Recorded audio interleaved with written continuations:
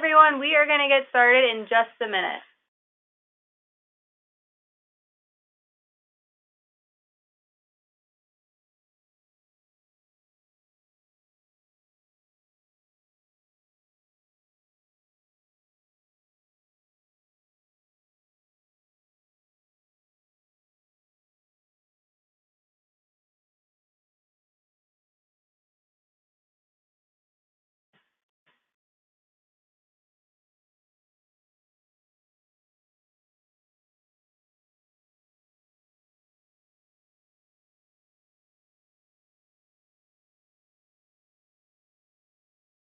All right, and I have 7 o'clock, so let's get started. Thank you all for joining me tonight for the Powerlifting Pre-Competition webinar. My name is Kendall, and I oversee powerlifting for Special Olympics Maryland. I also have Steve Bennett on the line tonight, who's going to go over some of the overall Fall Sports Festival information. This webinar is being recorded, so I will make sure to send out the link to the recording as well as a copy of the slides tomorrow morning. That way, those who were unable to log on will get the same information. If you have any questions that pop up throughout tonight's webinar, you can do one of two things. You can either raise your hand and we will unmute your line so you can ask your question, or you can type your question into the question box and we will make sure to answer it that way. So tonight, this is kind of just what we're going to be going over. We're going to start with some general Fall Sports Festival information. Then we'll go into the powerlifting specific things with the entries into the events, the schedule, the venue, some rules updates and reminders, a few miscellaneous topics, and then we will have time for a question and answer session at the end. Thank you, Kendall. This is Steve Bennett. Again, like Kendall mentioned, we're just going to go over the overall event schedule. So delegation registration is the same as it's always been in the past in kind of the upper level of the Knott Arena in the Horning Hospitality Suite, where we can pick up delegation packets and information relating to the games. Then obviously we'll go down, and with powerlifting, we'll go into some weigh-ins. For others, they can go into the main arena and prepare for the opening ceremony, which will go from 9 to 9:45 approximately. And then we'll go right into competition for powerlifting in the same place. So once the opening ceremony is done and people disperse to their competition venues, obviously the powerlifters will stay there, and we'll go into competition from that point. Family hospitality, just so everyone can let their families know, actually is in a new location this year. It's actually right across from the powerlifting competition where the opening ceremonies occur, right across the hallway into the indoor tennis courts, volleyball courts and basketball courts. And that'll be the same place where the powerlifting awards will take place, which we'll hit on in a little bit. One of the new things we do have this year is a young athletes program. We're bringing that program into multiple events throughout the year, Fall Fest being one of those. And that'll be in a tent down the road. I'm heading towards the location where the flag football competition will be held. Again, it's a great program if you have anybody who has little kids from the age of 2 to 6 years old, give or take, with or without intellectual disabilities. Then go down there. It's basically to showcase and help develop some gross motor skills, have fun catching balls, throwing balls, jumping over some obstacles. It's a really cool, fun little demonstration. So if you have anybody that's interested in that, they are more than welcome. And then obviously, like we said, we'll get to the powerlifting awards. Kendall may go into a little detail, but just again, those will be floating continuously this year, which is something new. Again, lunch and food services, I think we received everyone's orders for their powerlifting delegations.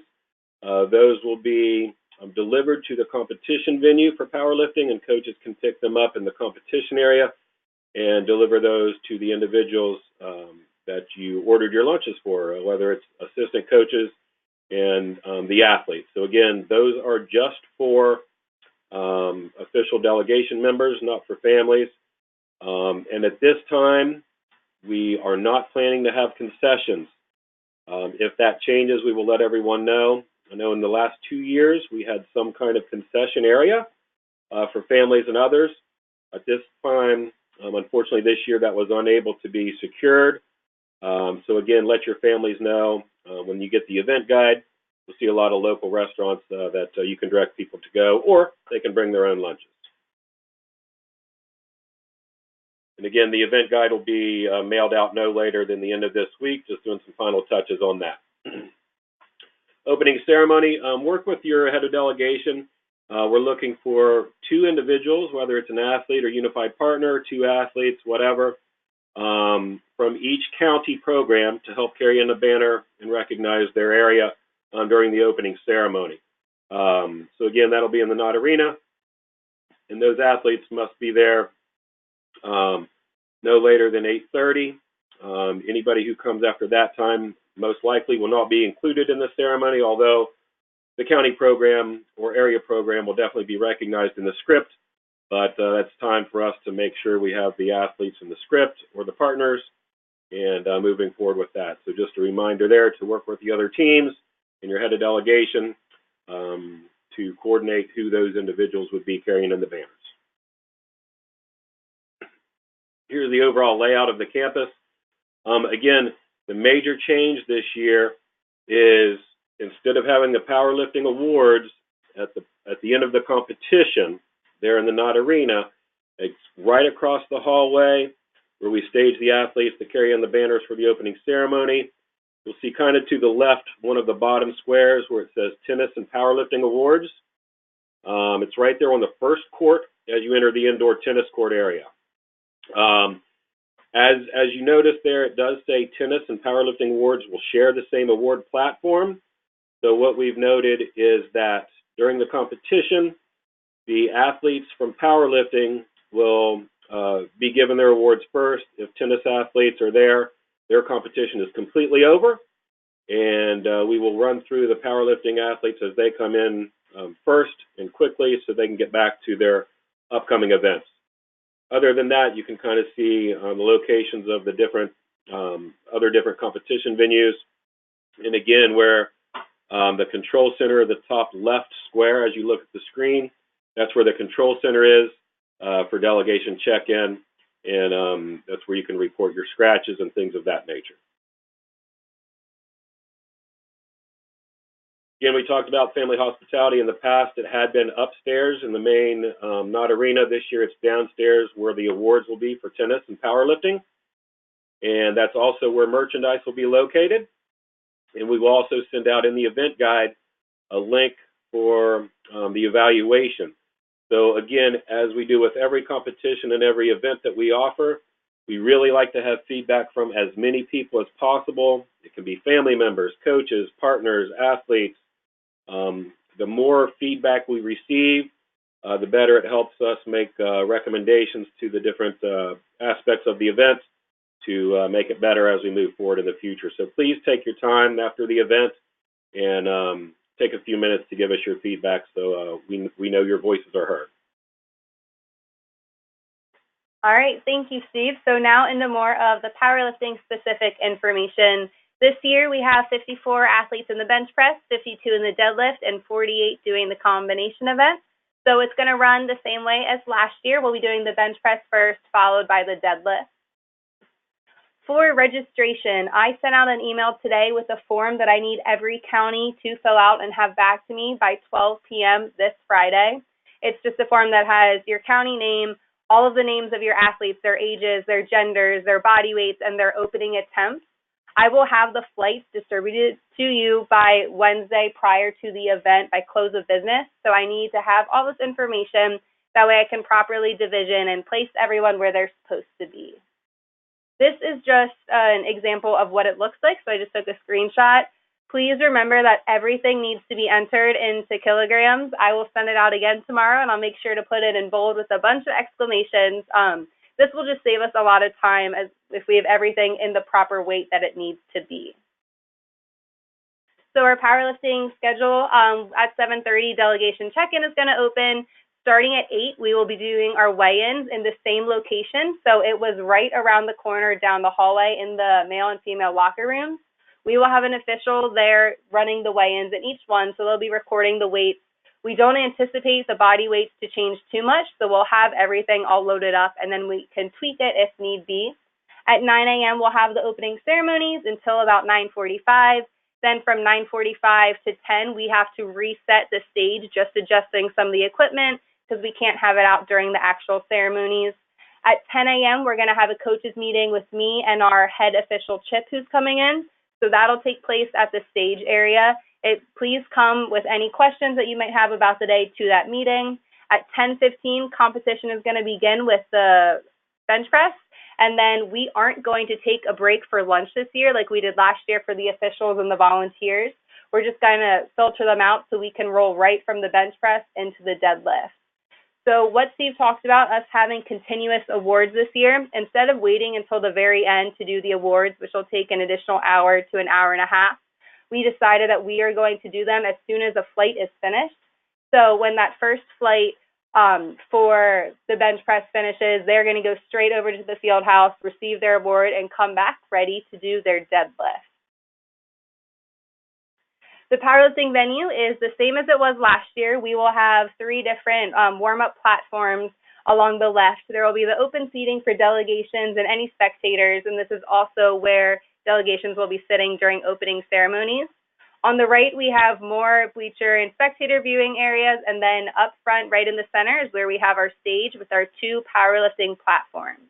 If you look at the bottom of this image, you see it says exit to the field house. So you will literally just turn around from the stage, go straight back, and you'll run right into powerlifting awards on that first course. So I kind of already touched on the awards, but we're just doing this to save time. Last year, we started late, and then awards took a little bit longer than anticipated. So we want to make sure that we are valuing all of your time and making sure the athletes have a great experience. So this will drastically cut down on that. All right, rules reminders for a uniform.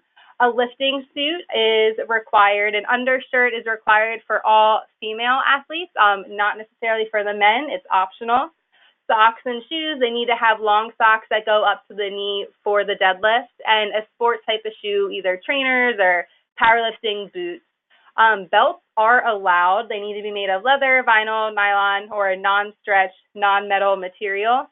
We are allowing wraps, wrist wraps, knee wraps. However, we will be doing the equipment check right before we start with the first flight for the bench press, and our officials know exactly what to look for. So if they say that something does not abide by the standards, please respect them in that they are USAPL certified, so they really know what they're talking about, but I don't envision that will be a thing. So there's the dimensions in there for what they can exceed. If you have any questions about equipment leading up to Fall Sports Festival, please just reach out to me and we can double check the dimensions and make sure that they will work. And we will also be providing chalk. So everything is metric. I'm going to include on everything that I send out. Our standard bar is 20 kilograms, and then we do offer the light bar, which is 15 kilograms for the bench press only. As of now, I believe there's only 2 athletes who use this bar. If you have anyone else who needs to, please reach out to me so we can make a note of that ahead of time. For the bench press, the lifter must assume the following position on the bench. The head and trunk must be in contact with the surface of the bench, and the feet must be on the floor or the blocks that we have. So your feet can be flat or arched, but they cannot switch mid-lift. After removing the bar from the racks or receiving it from the spotters and loaders, the lifter shall wait with elbows locked for the chief referee's signal. Yes. All right, Jim, we're opening up your line right now.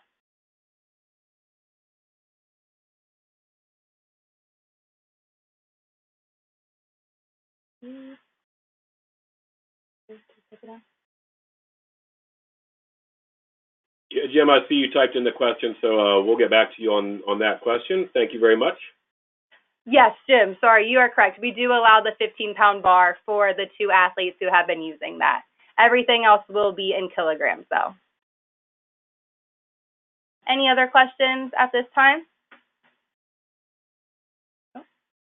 Perfect.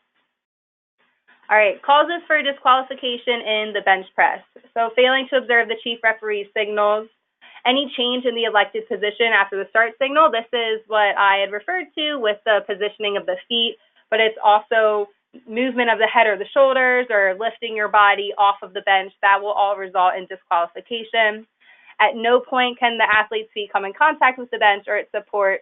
Any heaving or bouncing of the bar from the chest will result in disqualification. Any downward movement of the bar will also result in disqualification. Contact with the bar of the lifter by the spotters or loaders between the chief referee signals, and deliberate contact between the bar and the bar rest uprights during the lift. If you have an athlete who cannot lock their arms, please include that in the accommodation section on your registration. We want to make sure that it's on their lifter card. That way the officials know what to expect. It's also just a good practice to, if you have an athlete who has a specific accommodation, let the chief referee know as they're making their way up to the platform. We don't want to disqualify them for something that's already been approved. So it'll just save us a lot of time if we know that ahead of time. For the deadlift, so the bar must be positioned horizontally in front of the lifter's feet, grips in an optional grip, so you can either have the backs of both hands facing front or the back of one hand and the palm of the other hand facing front. The lifter is going to look out onto the crowd facing the front of the platform. On completion of the lift, the knees should be locked in straight position and the shoulders should be held in an erect position. Shoulders don't have to be thrust back. However, if all other criterion are acceptable, then that is totally okay to do. The chief referee's signal is going to consist of the downward movement of the hand, and they will say down. The signal will not be given until the bar is held motionless and the lifter is in the completed position. Any attempts to raise the bar or deliberate attempts to lift the bar shall count as an attempt. So some causes for disqualification, similar to the bench press, any downward movement of the bar will result in disqualification. If they pause as they're coming up, but they don't go down at all, that's fine. They can keep on going. However, if we start to see it drop down on either one side or both sides, that will be not a good lift. Failure to lock their knees, failure to stand erect, supporting the bar on their thighs during their lift, lowering the bar before receiving the chief referee's signal. Another one that we see pretty frequently is the athlete not controlling the bar on their way down. So if they just drop it once the referee says down, then that will result in disqualification. We had another question, Kendall, in regards to the 15 kilogram / 15 pound bar. Is that available for both the bench press and the deadlift, the 15 pound bar? Yes. Okay. So, Joel, hopefully that answered your question in regards to the deadlifters, that 15 pound bar is accessible here in Maryland for the deadlift and the bench press. Yes, however, I'm sure you already know this, but they would not be able to advance to a higher competition like a USA Games or a World Games if they are choosing to use that lighter weight bar. Yeah, and with your first attempts and everything, I would really stress that, make sure that that's highlighted or exclamation point on the card you're submitting, and also bring that up in the coaches meeting so the officials can make note for those lifters as well, so there's no confusion at the stage manager's level to say this must have been an oops, and it should be 15 kilogram bar. So really address that in your submissions as well as at the coaches meeting. And we do have 6 USAPL certified officials who are coming out compared to the just 2 that we had last year. So they are ready to run this competition efficiently and well done. So any questions that you may have prior to the event, they will be around in the morning and are more than happy to answer any. Right, so for the combination, the athletes are required to compete in both the bench press and the deadlift. Their final score is calculated by adding the maximum weight he or she successfully lifted in the bench as well as the deadlift. 3 unsuccessful attempts in any of the lifts will automatically eliminate the lifter from the combination. So if you have an athlete who does perfectly on their bench press but then doesn't make a deadlift, they will be eliminated from combination, and same goes if they do not successfully complete a bench press but they do great on their deadlift. Some miscellaneous things. So results are going to be posted in the Knott Arena, and I will be emailing them out the week following the event. I'll have it out by Tuesday morning at the very latest. I will also be sending out the link to the survey to complete. If you could pass this along to your athletes and their families, like Steve said earlier, it's super important for us to gather feedback so we can continue to make our events better and better. So the more people you pass that along to, that would be fantastic. For protests, you will file them at the powerlifting control area, and it needs to be done by a head coach within 30 minutes of the posted results. The powerlifting control area is going to be the main table on the stage where we will be having everything go down, and appeals are going to be filed within 24 hours in the control center. For any special needs that might arise, please just send me a quick email or give me a phone call and let me know. Like I said earlier, it's super important to include whatever accommodations you know that an athlete will need ahead of time in that sheet that I sent out. If you forget to include something and it comes to you in a few days, please just let me know so I can mark that down and we can make sure that we are as prepared as possible. We will have medical services on site. I believe our medical person will be going back and forth between tennis and the powerlifting venue. So if anything pops up, please just find someone in one of the management team shirts, which I'll point out to you during the coaches meeting, anyone who has a walkie, and we can make sure that we get them there as quickly as possible. Just a quick note, and Jim, thanks, that's a good point, Jim Downs. For any lifters who are using the 15-pound bar, it may be best when you do your submissions not to put it in 15 pounds, but put it 7 kilograms. It's about that approximation, but that would definitely key the stage managers that, oh, this is something different.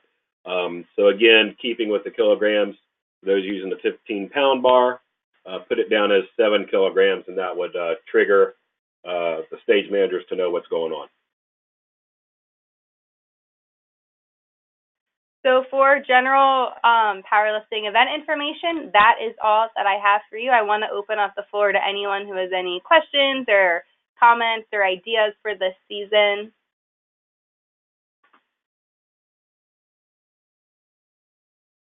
I have also listed the sports directors and their respective sports. So if you have a question for another sport that's happening at Fall Sports Festival, I'm also in charge of long distance running, so I can answer all of those.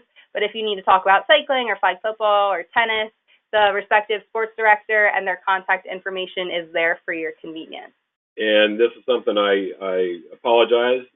One thing we didn't catch is Kristen Mullins, who was previously with us, has taken a great opportunity with Anne Arundel County Schools.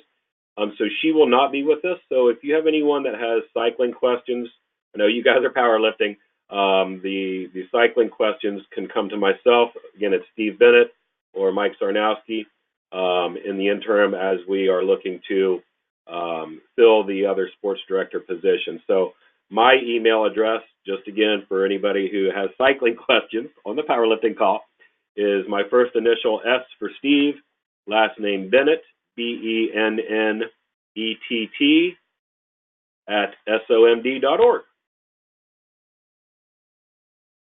Any other questions?